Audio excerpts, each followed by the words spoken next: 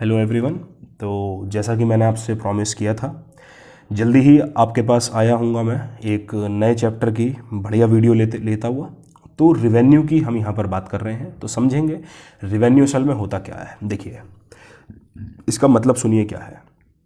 It refers to the money, ये वो पैसा है जो एक फर्म एक दुकान को मिलता है कुछ माल बेचने पर। भाई आपकी शॉप है, आपने अपनी शॉप पर कुछ सामान बेचा, ठीक है। वो सामान बेचने पर आपको कितना पैसा मिला, that is a revenue. Revenue में कॉस्ट और प्रॉफिट दोनों होते हैं। कॉस्ट तो आपकी नहीं होती बट प्रॉफिट आपका होता है ना। तो टोटल रिवेन्यू का मतलब क्या है, ये कुछ भी नहीं भैया। टोटल आपने अपनी फर्म में जितनी टोटल आउटपुट को बेचा है ना, उन सबको प्लस कर दीजिए, आपका टीआर आ जाएगा, टोटल रिवेन्यू आ जाएगा। इसका फॉर्मूला देखिए, लिखा है मैंने, P into Q, price into quantity. जितना माल बेचेंगे उसकी मल्टीप्लाई आप प्राइस से कर दीजिए, आपका टीआर आ जाएगा। मार्जिनल रिवेन्यू का मतलब क्या होता है, अगर आप एक एक्स्ट्रा कमोडिटी को बेचते हैं तो उससे टीआर में क्या बदलाव आता है, उस बदलाव को हम क्या कहते हैं, मार्जिनल रिवेन्यू कहते हैं। ये इसका फॉर्मूला है। एवरेज रिवेन्यू का मतलब क्या होता है भाई, इस टोटल रिवेन्यू को जब आप पर यूनिट ऑफ आउटपुट से डिवाइड कर दें, एक आउटपुट से डिवाइड कर दें, तो that is a average revenue, ठीक है। अब देखिए, जो एवरेज रिवेन्यू है वो प्राइस के इक्वल है, और इसकी डेरिवेशन मैंने यहाँ पर छोटी सी लिखने की कोशिश की है। अब आप सभी जानते हैं ए आर का मतलब क्या होता है। देखिए, टी आर अपॉन क्यू होता है ना, और टी आर का मतलब क्या था, पी इंटू क्यू था। दोनों बातें, इक्वेशन 1 इक्वेशन 2। अब इन दोनों इक्वेशन से आपको क्या करना है, देखिए ये ऊपर आपको टी आर दिख रहा है, इस टी आर में ये वैल्यू रख दो, पी इंटू क्यू, ठीक। तो क्यू से क्यू कट गया, तो देखिए ए आर यहाँ पर पी के इक्वल आ गया, हैंस प्रूव्ड। तो ये डेरिवेशन भी आ सकती है, इस डेरिवेशन को आप अच्छे से सीख लीजिए। समझ में नहीं आई तो वीडियो पॉज करके दोबारा जाइए, दोबारा देखिए, स्लो मोशन में देख लीजिए, कोई दिक्कत नहीं है। या फिर ऑफलाइन आप मेरे से मुलाकात कर ही लेते हैं, तो आप लोग बिल्कुल आइए, मोस्ट वेलकम है आपका। कोई भी डाउट आपका हमेशा वेलकम होगा। तो चलेंगे हम लोग अपने अगले मुद्दे की तरफ। अब यहाँ पर दो कंडीशन मैंने आप सभी के सामने डाली है, दिल थाम के बैठिएगा, कंफ्यूज नहीं होना है बिल्कुल भी।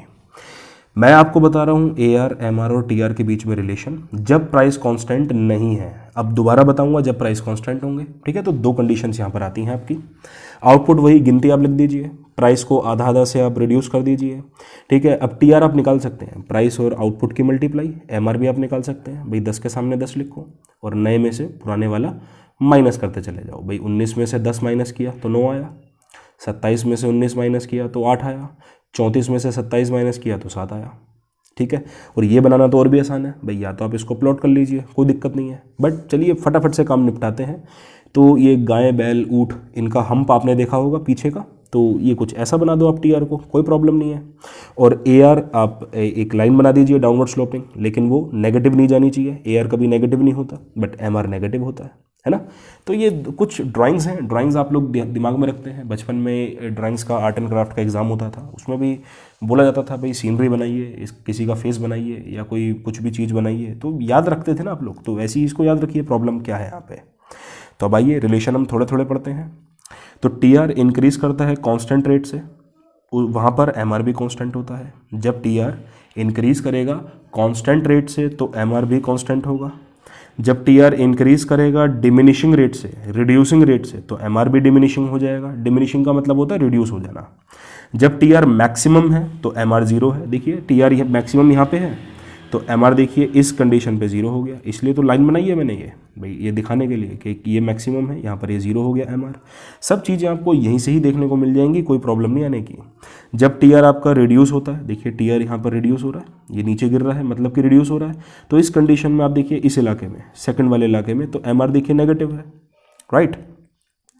जब एम आर आपका छोटा होता है ए आर से, ठीक है, ये एम आर बिल्कुल आपका छोटा है, तो क्या हो रहा है, देखिए ए आर रिड्यूस ही तो हो रहा है यहाँ पर। एम आर और ए आर इक्वल कब होते हैं, जब ए आर कॉन्स्टेंट होगा। एम आर नेगेटिव होता है बट ए आर हमेशा पॉजिटिव रहता है। और बाकी तीन फॉर्मूले जो आपने डेफिनेशन के नीचे पढ़े थे उनको आप लोग यहाँ पर लिख दीजिए। तो चीज़ काफ़ी आसान है। एक मोटिवेटेड रहिए, एंथुजियास्टिक आप रहिए, और बिल्कुल आप इस एग्ज़ाम को फोड़ कर आने वाले हैं, ये मेरा प्रॉमिस है आपसे। तो उम्मीद करता हूँ ये चीज़ें आपको समझ में आई होंगी। समझ में नहीं भी आई तो उस्ताद याद कीजिए जल्दी से फटाफट, क्योंकि लैंग्वेज कोई बदल के नहीं आती है यहाँ पर, ठीक है। तो कोई प्रॉब्लम नहीं आपको होने वाली। तो चलते हैं आपके पास अगला कॉन्सेप्ट शेयर करने। अब देखिए यहाँ पर मैंने क्या किया, रिलेशन वही आपको बता रहा हूँ A R M R T R में, जब प्राइस यहाँ पर अब कॉन्स्टेंट है तो आउटपुट वही 1 2 3 4, प्राइस वहाँ पर देखिए मैंने क्या किया था, वो आधा आधा रिड्यूस कर दिया था। अब आप यहाँ पर रिड्यूस कुछ नहीं करेंगे भाई, प्राइस कांस्टेंट है तो इसको कांस्टेंट बनाइए। टीआर आपको पता है, इन दोनों ब्रैकेट्स की मल्टी आपको करनी है, और एमआर भी मैं आपको बता चुका हूँ। स्टार्टिंग वाला स्टार्टिंग में लिखिए, फिर नए में से पुराना, भाई 20 में से 10 माइनस करोगे 10 आएगा, फिर 30 में से 20 माइनस करोगे अगेन 10 आएगा, फिर 40 में से 30 माइनस करोगे 10 आएगा। टीआर देखिए इंक्रीज कर रहा है तो इसको ऐसे बना दीजिए, और बाकी एमआर एआर दोनों कुछ इसी के पैरेलल बन जाएंगे, एक्स एक्सेस के पैरेलल ही। ठीक है, रिलेशन देखिए बहुत थोड़े से हैं भाई, 3 तो फॉर्मूले ही हैं जो पहले भी हमने करे थे डेफिनेशंस के नीचे वाले। अब बाकी 2 रिलेशन आपको याद करने हैं। अब भैया टीआर जो इंक्रीज कर रहा है वो कांस्टेंट रेट से इंक्रीज कर रहा है, तो एमआर भी कांस्टेंट है। आप देखिए टीआर में हर जगह 10-10 का डिफरेंस है, तो एमआर में भी 10-10 आ रहा है हर जगह। जब टीआर इंक्रीज करता है कांस्टेंट रेट से तो एमआर भी कांस्टेंट है। जब एआर कांस्टेंट है तो एमआर भी कांस्टेंट होगा। देखिए दोनों बातें इक्वल हैं, जब एआर कांस्टेंट है तो एमआर भी कांस्टेंट ही होगा। तो बहुत आसान आपको ये लगा होगा, ऐसी मैं उम्मीद करूँगा आपसे। अब एक बिल्कुल ब्रांड न्यू टॉपिक मैं आपको पढ़ाने जा रहा हूँ। इस टॉपिक को पढ़ने से पहले मैंने हमारे एडुवेब्स ट्यूटोरियल के व्हाट्सएप ग्रुप में अपनी कुछ पॉडकास्ट भेजी हैं, है ना, फॉर्म्स ऑफ मार्केट के नाम से। आप फटाफट जाइए और उन पॉडकास्ट को पहले सुनिए।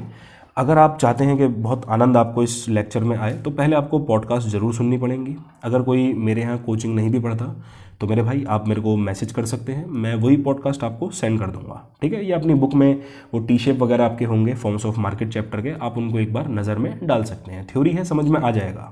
ठीक है, पढ़ते ही। तो आइए बात करूँगा सबसे पहले मैं परफेक्ट कॉम्पिटिशन मार्केट के बारे में। परफेक्ट कंपटीशन मार्केट में आपको ये बात, भाई पॉडकास्ट जब आपने सुन ली है वो, तो ये बात आपको पता होगी कि फर्म जो है अपनी मर्जी से प्राइस को नहीं बदल सकती। अब प्राइस नहीं बदल सकती तो भैया प्राइस कांस्टेंट है। अब या तो ये वाली टेबल बना दीजिए चुपचाप, या फिर एक जो नई मैंने बनाई है, भाई यहाँ पर प्राइस 10 ना लेके मैंने 5 ले लिया। टीआर का मतलब क्या होता है, इन दोनों की मल्टीप्लाई, और एमआर क्या होता है, सबको माइनस माइनस करते चले जाओ भैया, है ना।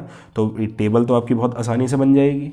अब देखिए इसका ग्राफ भी बहुत आसानी से बनेगा आपका, ये देखिए। तो ग्राफ भी आपको एक्स एक्सेस के पैरेलल करना है, तो प्राइस एआर और एमआर तीनों यहाँ पर इक्वल है।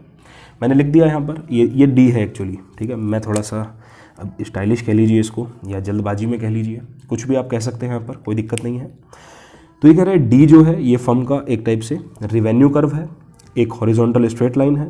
फर्म क्या करेगी, जो भी प्राइस प्रिवेलिंग है, जो मार्केट में चल रहे हैं प्राइस, उन्हीं पर ही बेच सकती है। अपनी मर्जी से प्राइस ऊपर या नीचे नहीं कर सकती है, और यही बात मैंने आपको बताई थी, यही बात आपको पॉडकास्ट में भी सुनने को मिलेगी।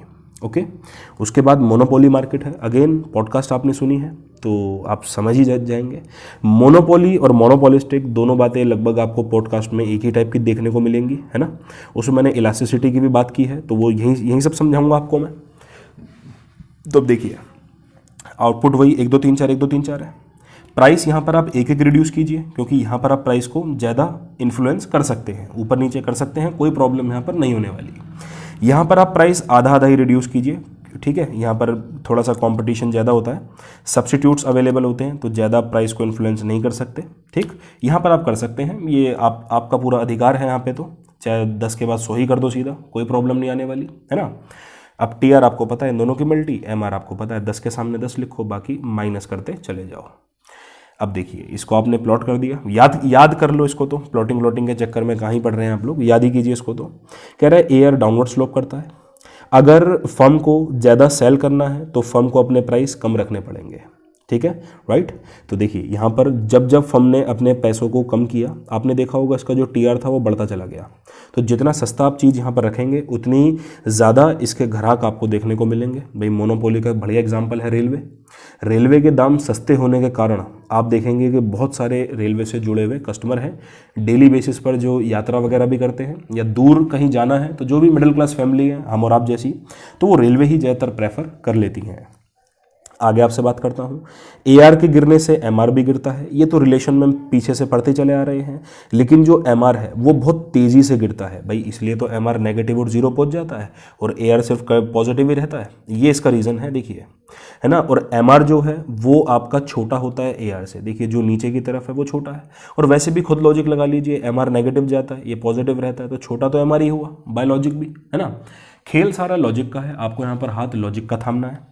ऐसी इसमें आधा आधा प्राइस आप आधे रुपए से रिड्यूस करते चले जाइए, तो वही दोनों की मल्टी करेंगे और एमआर आप सभी को निकालना आता ही है। मैं चलता हूँ आगे। और देखिए चैप्टर यहीं समाप्त हो गया। ये तो मेरे ख्याल में 10 मिनट की भी वीडियो नहीं बनने वाली है ना। अब देखिए वहाँ पर क्या था, ये थे स्टीपर और ये वाले हैं थोड़े से ऐसे लेटे हुए। ये फ़र्क है बस इन दोनों में। अगर ये फ़र्क आपको मेरी इस वीडियो में नहीं दिखाई देता तो आप लोग अपनी बुक खोलिए और बुक में आप देखिए, आप ऑब्जर्व कीजिए, आपको देखने को मिलेगा। मोनोपोली में ये एमआर और एआर कुछ इस टाइप से होते हैं, बिल्कुल खड़े हुए, बिल्कुल जैसे होता है ना खड़ी पहाड़ी होती है, कुछ उस टाइप से। लेकिन यहाँ पर मोनोपोलिस्टिक कॉम्पिटिशन में थोड़े से लेटे हुए आपको देखने को मिलेंगे, है ना।